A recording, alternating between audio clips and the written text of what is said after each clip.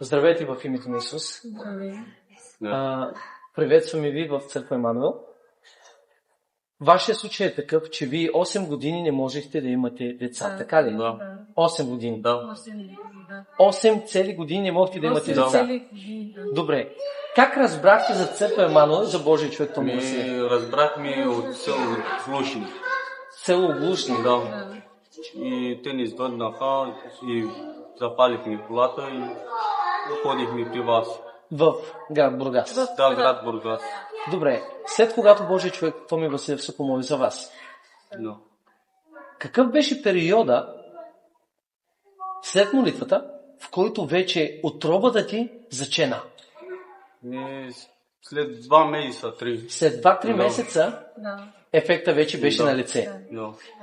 При положение, че вие не можехте да имате деца 8 години. Да. Добре, това е уникална милост от Исус Христос. Ти си бъдещ татко, Да. ти си бъдеща майка. Това ще сплоти семейството ви още повече, защото Бог е видял от небето и е показал милостта си към вас. Има други семейства, други боги, които не могат да имат деца. Какво бихте им казали на тях? Какво ще им препоръчате? Да вярват в Бога, Той ще ги им дари по този народ. Алелуя.